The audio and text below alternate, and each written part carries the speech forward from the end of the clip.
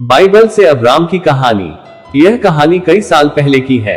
यह कहानी एक धनी व्यक्ति की है जिसका नाम अब्राम था और जिसे परमेश्वर ने आगे चलकर अब्राहम कहा, और उसकी पत्नी का नाम था सारे, जिसे परमेश्वर ने सारा का नाम दिया।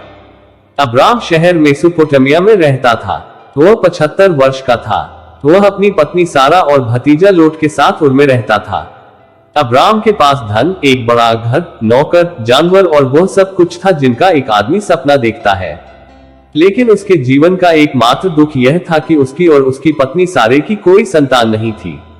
अब्राम परमेश्वर का सच्चा भक्त था। उसने दिन रात परमेश्वर की आराधना शुद्ध मन से की और परमेश्वर भी उसकी भक्ति से बहुत खुश थे।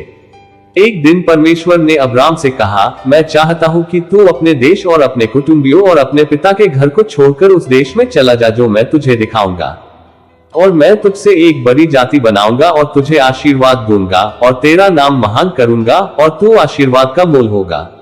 जो तुझे आशीर्वाद दे उन्हें मैं आशीर्वाद दूंगा और जो तुझे कोसेगा मैं उन्हें शाप दूंगा। अब्राम ने खुशी के साथ परमेश्वर के निर्देशों का पालन किया और अपनी पत्नी, भतीजे, अपने जानवरों और जो कुछ भी धन अपने पास जमा किया था उसे लेकर अपने शहर को छोड़ दिया। परमेश्वर के मार्गदर्शन के अनुसार वह कनान की ओर चल दिए। लंबी दूरी की यात्रा करने के बाद वे कनान पहुंचे। उन्होंने कनान देश में शकेम के नगर और मोरे के बड़े पेड़ तक यात्रा की। उस समय कनानी लोग उस देश में रहते थे। फिर परमेश्वर अब्राम के सामने आए और उस स्थान पर रहने के लिए कहा। उन्होंने कहा, अब्राम, मैं यह देश तुम्हारे वंशजों को दूंगा।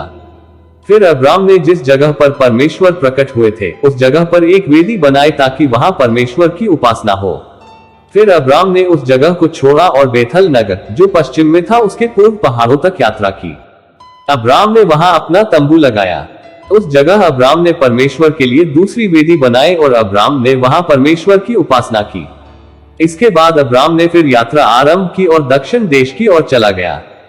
पर उस देश में अकाल पड़ा था, वर्षा नहीं हो रही थी, इसलिए अब्राम जीवित रहने के लिए मिस्र की ओर चला गया। फिर मिस्र के पहुंचकर अब्राम ने अपनी पत्नी सारे से कहा, मैं जानता हूं कि तुम बहुत सुंदर हो और मिस्र के लोग तुम्हें देखेंगे और यह जानकर कि तुम मेरी पत्नी हो वे मुझे मार डालेंगे, क्योंकि वे तुमको मुझसे छीनना चाहेंगे। इसलिए तुम लोगों से कहना कि तुम मेरी बहन हो, इस तरह तुम मेरा जीवन बचाओगी।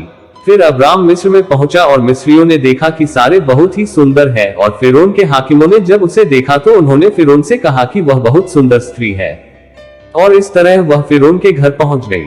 फिरौन ने अब्राम के ऊपर दया की क्योंकि उसने समझा कि वह सारे का भाई है। फिरौन ने अब्राम को भेड़ बकरी, गाय बैल, दास दासियां, गधा गधियां और ऊँट दिए। फिर परमेश्वर ने अब्राम के पत्नी सारे के कारण फिरौन और उसकी घर के मनुष्यों में बुरी बीमारी फैला दी। इसलिए फिरौन ने अब्राम को बुलाया और कहा, तूने मेरे साथ ये क्या किया? तूने मुझे यह क्यों नहीं बताया कि सारे तेरी पत्नी है? मैंने इसे इसलिए रखा था कि ये मेरी पत्नी बनेगी, परंतु अब तू अपनी पत्नी को लेकर यहाँ से चला जा। तब फिरौन ने अपने आदमियों को आज्ञा दी कि वे अब्राम को मिस्र के बाहर पहुंचा दे और वह सभी चीजें अपने साथ ले गया जो उनकी थी। तब अब्राम अपनी पत्नी, अपनी सारी धन संपत्ति और लूट को लेकर कनान देश के दक्षिण की ओर चला गया।